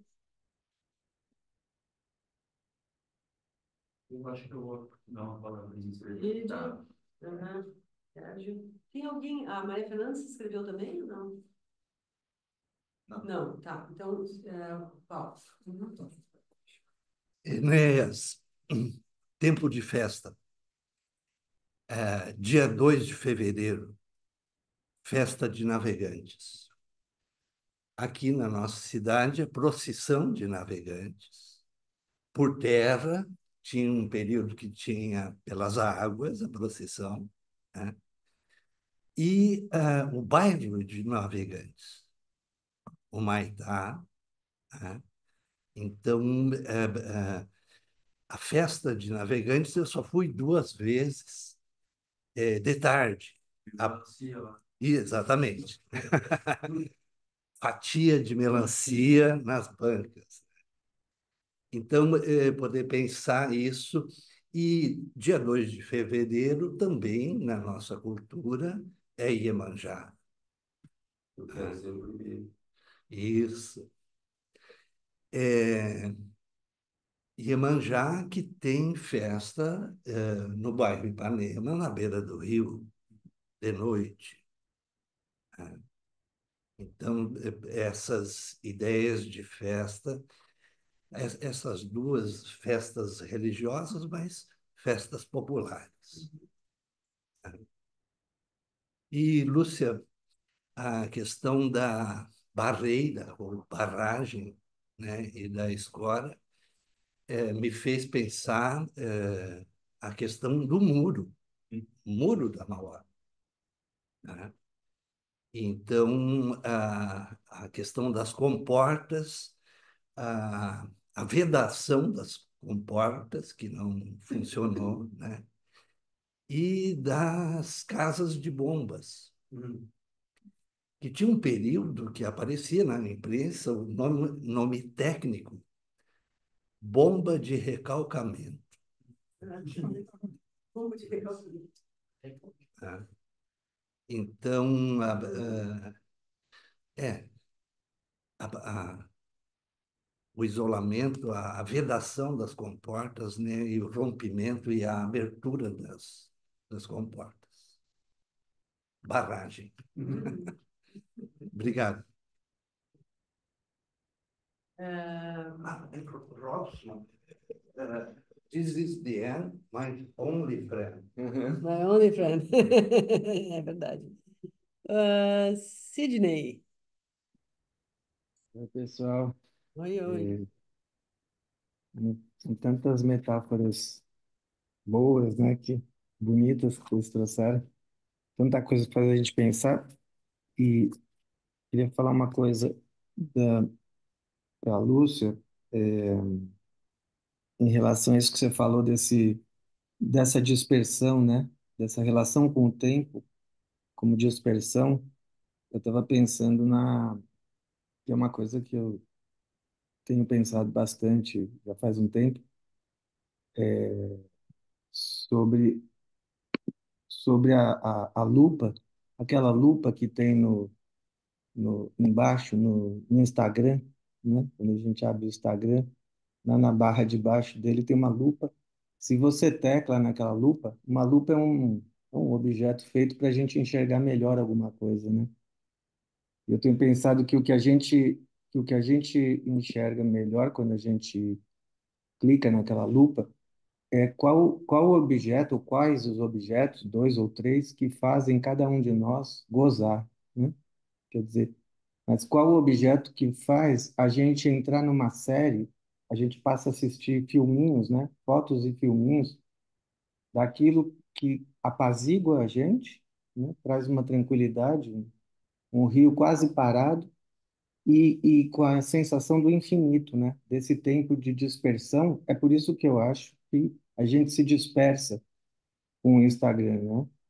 Porque se você entra naquela lupa, você é capaz de ficar quase infinitamente ali. É muito difícil sair dali, né? Escapar daquele tempo presente que se dilata, porque ele sabe o que você quer, ele sabe o que você gosta, ele sabe qual é o objeto que te faz gozar, ou dois ou três objetos, e te apresenta variações sobre o mesmo tema, quase infinitas, né?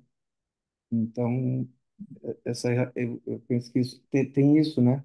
Esse poder adictivo, né? O Uhum. algoritmo conhece o que que faz a gente gozar, e isso dá esse risco da gente ficar ali disperso, né? Horas e horas. Agora, com o Robson e o Enéas, eu queria agradecer vocês que vocês me fizeram pensar um pouquinho além de alguma coisa que eu já pensava. Que, primeiro, assim, essa questão que o Robson trouxe, do Lacan nesse final ali, ele dizia uma coisa que eu tinha lido há pouco tempo também esse seminário e pensei nisso, que ele finalmente deu o braço a torcer de que o uso da topologia é metáfora, né? Porque durante um bom tempo ele ficou querendo dizer que não seria metáfora, né? Seria mais que metáfora, seria uma coisa, sei lá o que que ele queria dizer. Eu acho que ele estava meio maluco durante um tempo, mas no final ele reconhece. Ele reconhece que é metáfora, e é metáfora do tempo, né? O tempo é a quarta dimensão da topologia, né? Então, é muito bacana isso, mas eu pensei o seguinte, até com o que o colega, o Eduardo, falou também, porque assim, eu dizia para mim que uma definição do real, o real é aquele tipo de termo no Lacan que muitas vezes a gente não entende nada, não sabe do que se trata, mas todo mundo faz de conta que está sabendo do que está falando, né? Então eu sempre tento entender alguma coisa e aí eu pensava assim, o presente é o real. Eu tinha essa frase na minha cabeça, mas era uma frase ruim, uma metáfora ruim essa. O presente é o tempo. E porque ele escapa, é impossível, né? Mas aí com o Enéas falando né, do rio, no Heráclito, eu pensei, pô, legal, o tempo é a metáfora do real, né? O tempo é a metáfora do real. E aí com o que o colega Eduardo falou, eu ainda pensei, o instante é o real. Essa coisa completamente que não dá para pegar. Mas aí, voltando para você, né, Lúcia, dá para pegar nos ritos, dá para pegar comemorando. Sei lá, eu viajei com essas coisas todas aí quando vocês falavam. Uhum. Obrigada. Legal, Cid. Sérgio, Depois a gente comenta. depois a gente comenta. Ah, sim. Gostaria de compartilhar duas pequenas observações aí uma sobre o cartaz do escuro ali, a fotografia compartilhada, né? Me chamou a atenção um detalhe daquela foto, merece, a meu crer, destaque, que é as duas placas situadas nos extremos, a que permite estacionar e a que proíbe estacionar, diante daquela cena, digamos assim, apocalíptica, pelo menos uma textura de luz que vem de lá que diz isso é irreal, isso não está aqui exatamente, está para ser visto, mas não está posto como realidade palmilhável por nós. E fica aquela provocação: você vai ficar aqui ou não vai ficar aqui? Você pode ficar aqui ou você não pode ficar aqui? Eu desci a serra por estradas destruídas para ver o que estava acontecendo com a minha cidade. Porque realmente, quando o céu resolveu desabar sobre nossas cabeças, ele nos pegou distraído demais. E dessa vez o acaso não nos protegeu. O acaso não nos protegeu enquanto nós andávamos distraídos. E acho que continuamos distraídos. Porque tem duas coisas, é curioso, né? Uma cidade fundada por açorianos, cercada de águas por todos os lados e ignorando isso enquanto festeja uma outra inundação que acontece com frequência nessa cidade, que é a inundação de luz, que a foto também captura, e que esse rio sabe nos brindar com fartura, né? Nos colocando, digamos, numa realidade hiperplástica, assim, né? Para lá do comum. Eu achei que isso merecia um compartilhamento com os colegas como provocação ao que vem aí do lado do rio. Mas, de fato, estamos muito distraídos. Ah, uma outra coisa é a seguinte: tem um significante que eu acho que vai ficar nos dando um certo trabalho, é a tal da mancha. Quem é que ficou na mancha e quem é que ficou fora da mancha da inundação? Essa mancha vai ser difícil de ser elaborada, de ser incorporada e de permitir um caminho para o futuro que não seja, digamos assim, tão cheio de lodo. Aliás, a cidade, quando eu cheguei aqui na noite qualquer do mês da inundação, ela fedia. Tinha uma ferida aberta na cidade. A cidade cheirava mal, a cidade estava doente, e a gente sabe que ela tem sido bem mal cuidada, né, por todos nós. É isso aí. Gente, que riqueza de contribuições. Eu vou, Inês, vamos nós brevemente, porque a gente está já. Mas hoje é abertura e a gente vai fazer a sequência depois. Passo para ti. Eu te falo? Né? Depois tu vai falar. Olha, tem um bocado de questões aqui para analisar, né? E eu não sei se eu peguei todas as ideias que estão colocadas por aqui. Escolhe. Né?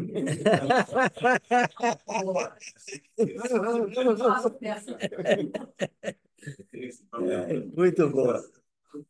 Eu estou me esquecendo. Tem que ter os cartões, amarelo, vermelho. Intervenção no tempo, né?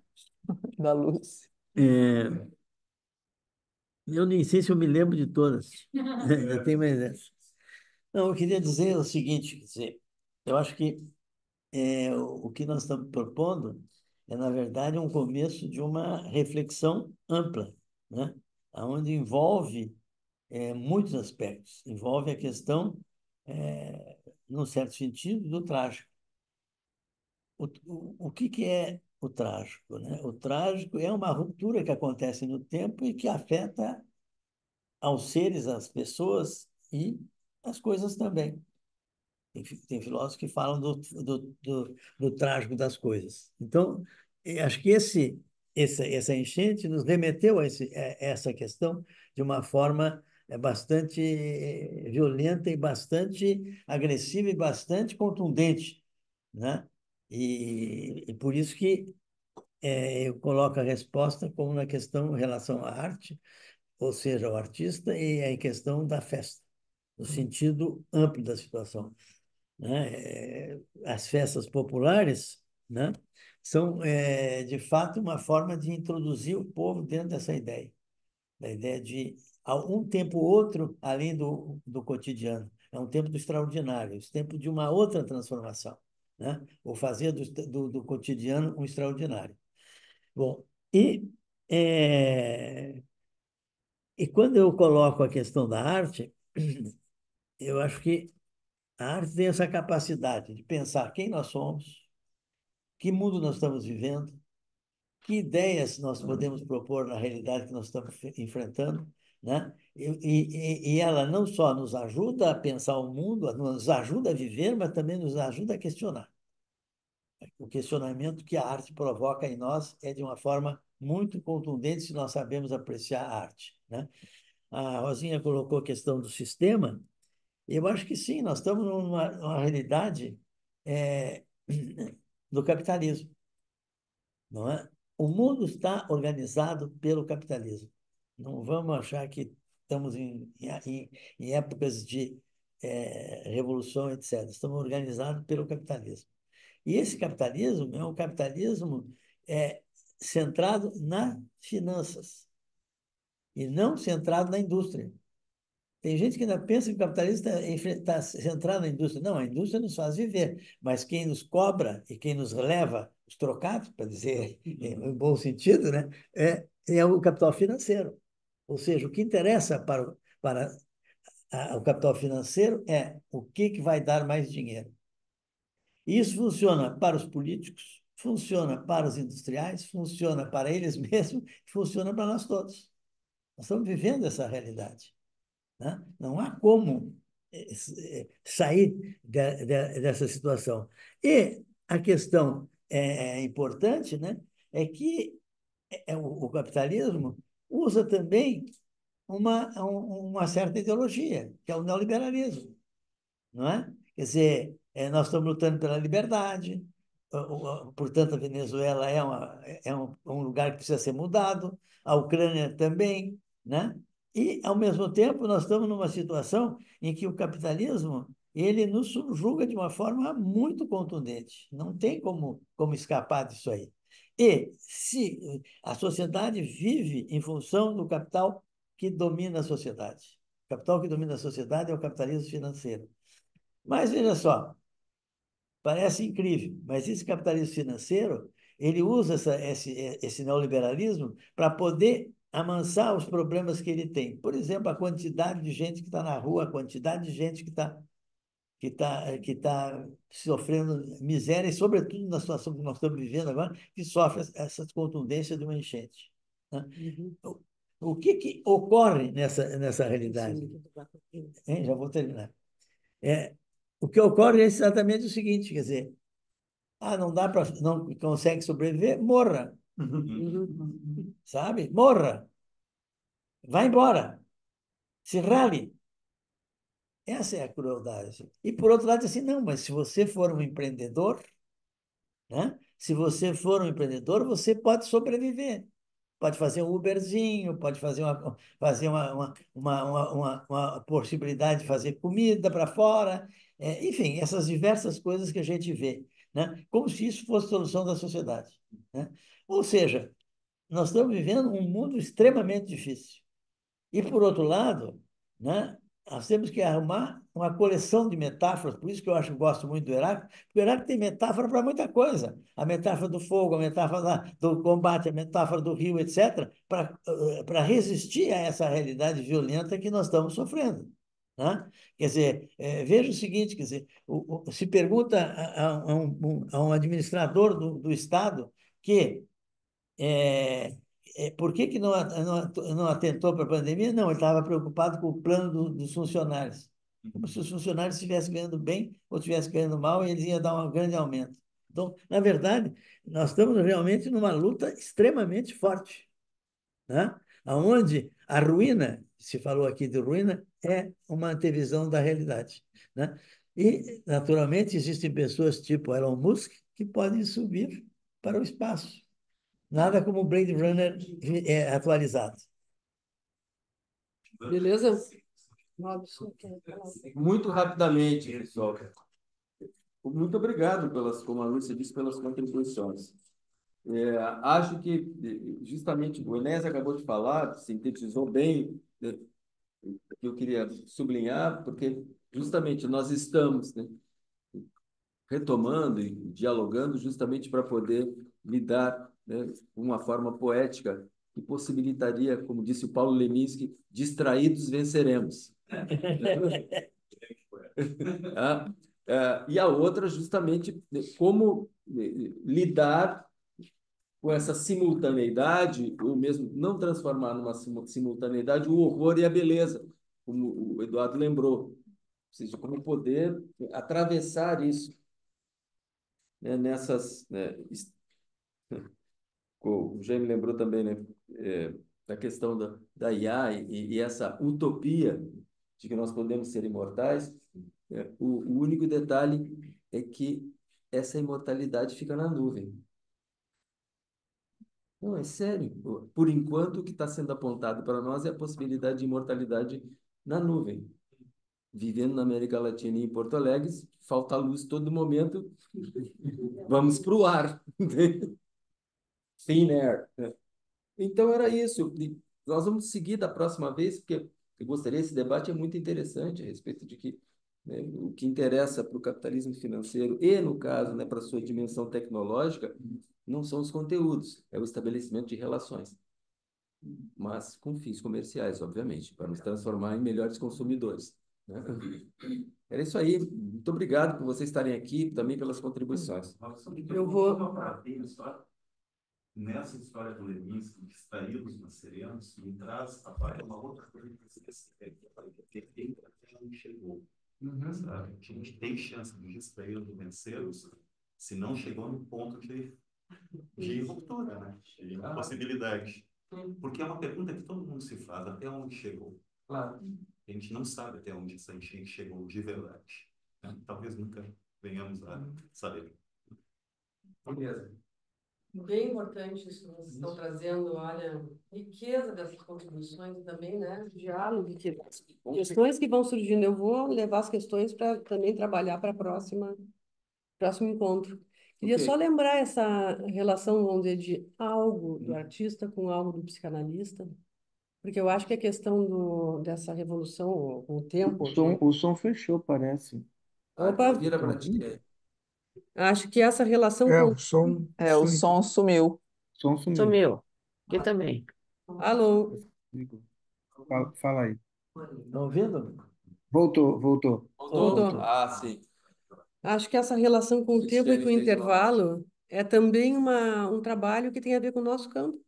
Com a psicanálise, um trabalho de escuta é também um trabalho de produzir escora e barragem, né? Aí vem as bombas de recalcamento, vamos dizer, que vem e que a gente precisa também trabalhar a partir daí, né?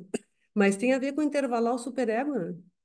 Com dar barragem para que dali possa vir algo da criação e da possibilidade de desejo que se movimente, né? Então, aqui eu acho super interessante uma porção de coisas da escuta que surgiu, por exemplo, a questão das placas, né? A gente não tinha... Olhou a imagem e o Sérgio lembrou, olha essas placas. Opa, saltou para ele, né? A questão da lupa, né? De poder também trabalhar ali essa relação com como é que o gozo entra, né? Também como pelas vias das demandas. e do que nos toma, também do lado do gozo, a relação com a morte, né? Simone de Beauvoir também publicou Todos os Homens São Mortais, que era isso, o desespero. Desespero porque as pessoas morriam e ele ficava vivo, né? Sim, e também não, Ernesto Borges. o Borges, Tem sim. Funes é Memorioso. Sim, Funes é Memorioso. Cuja vida no inferno, que ele não esquecia nada. E o Sérgio colocou uma questão importante: onde estamos? E mais uma coisa também nessa relação com o belo e o trágico, porque o belo, Lacan diz, é um anteparo com relação ao real. Então, o belo não é qualquer lugar, não. E claro que ali também tem isso, né? Com que posição nós vamos nos encontrar? Que é também o que o Eduardo levantou né? Tu pode estar... A ética e a estética ali, então, fio da navalha, né? A gente vai estar como... Tu pode olhar uma imagem como voyeur, tu pode olhar como testemunho, tu pode... Quer dizer, tem muitas... Qual é a escolha de posição que a gente faz, né? Para trabalhar o escuro do nosso tempo, de alguma maneira. Gente... Pequeno agradecimento, Ernest, essa questão dessa arte, digamos assim, impenetrável, ela tem me incomodado bastante. Eu respondesse minha pergunta, eu respondesse a minha pergunta quando trouxesse a questão, digamos, do capitalismo e neoliberalismo. Essa arte, ela é tão excludente como é excludente o capitalismo, ela está em sintonia com o tempo. Ela exclui assim como o capitalismo exclui. Muito obrigada. Pessoal, a gente está com um problema no próximo mês, porque dia 7 é feriado. A gente tem uma alternativa para o dia 14, se for às 9h30. Então, não sei se a gente pula, se a gente... O que vocês acham? Pode? Porque a gente não quer coincidir. A gente não quer coincidir com a atividade online de outro colega da POA, que é às 11. Não é para não ficar pular um mês, o que tu acha? Eu vou que a maioria decidir, porque por mim nós... Não é para não, porque senão nós vamos ficar mais 2 meses, né? Tá bem assim? Eu sou um dominho. Certo, gente? Muito obrigada. Que bom.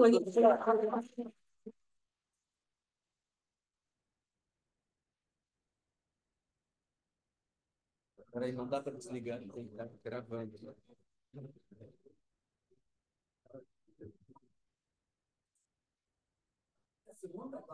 Não podia. Aquela instalação cheia de balros, minha primeira, gostei, que mandava comigo, eu conheci a segunda, cortar para o meu prazer, não pode, então eu vou cortar as outras. Mas o problema é o seguinte: o que é fundamental na arte é a visão que o mundo tem. O segundo ponto é a renovação em relação ao patrimônio. Vai fazer, de repente, se aqui fosse uma inovação completa. Funciona. Agora, se aqui fosse uma imitação, não tem sentido. Não tem que seja uma homenagem. Essa homenagem tem que estar dentro do contexto amplo. O que me incomoda nessa arte é exatamente uma arte completamente fechada. Tchau, Nara. Tá, escreve, eu te mando o seu...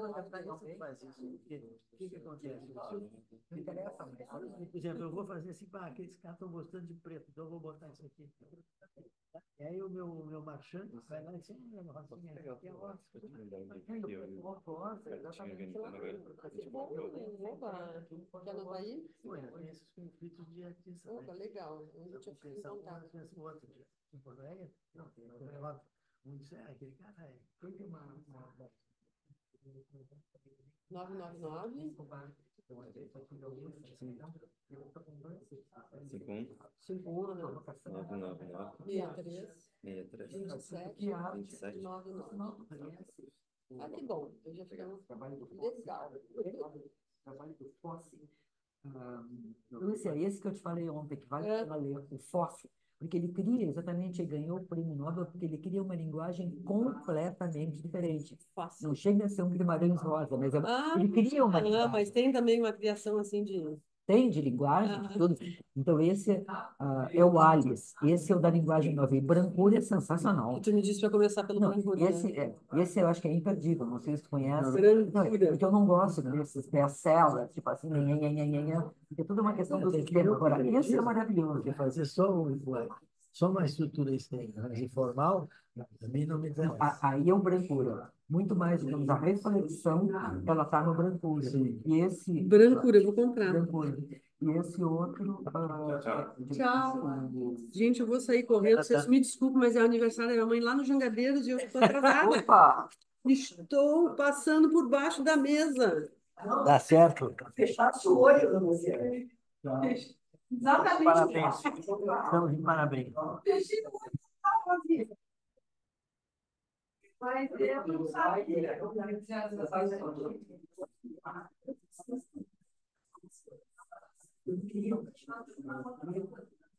Você tinha que levar para ele.